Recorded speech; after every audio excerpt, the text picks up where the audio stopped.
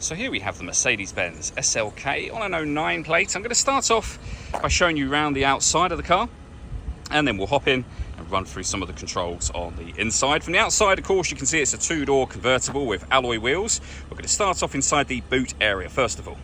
As we approach the back of the car, you can see we have reversing sensors. Currently the roof is down, of course, which is why it will now be occupying the top section of the boot. Let me show you what it's like with that roof back up again. Okay, so we're just going to work our way back around to the front of the car, and then we'll hop in and run through some controls on the inside of it from there. But now that we've done a full circle, you can see it's in fantastic condition the whole way round.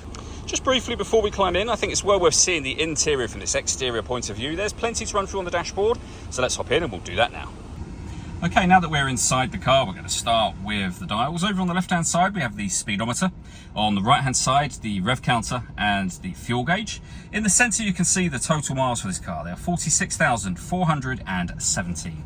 If we back out to the steering wheel, we have our stereo controls out here, telephone controls as well. And then in the center, the stereo itself, which is where, using these buttons, you can work your way around. You can pair up your phone, of course. You can access your audio options, as you can see on here. You can also access the satellite navigation for the car. Really nice clear color display, very easy system to use. You have a few physical buttons you can use here to access those things directly should you wish to, rather than using the arrows here. Main volume for the stereo is on the left hand side.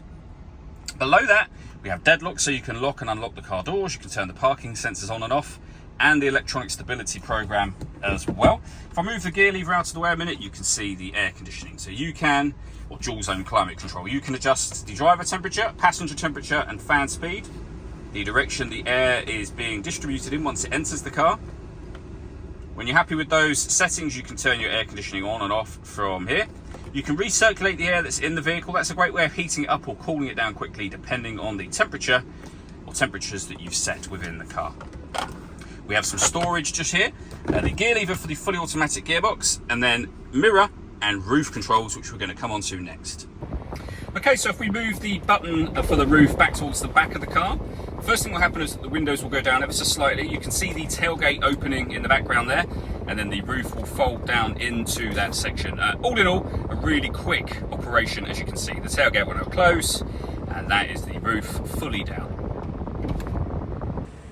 All that leaves me to say is thank you for taking the time to watch this video. If you'd like to come and see the car in person and have a test drive, please feel free to give us a call here at Glenbourne's. We'd love to hear from you soon.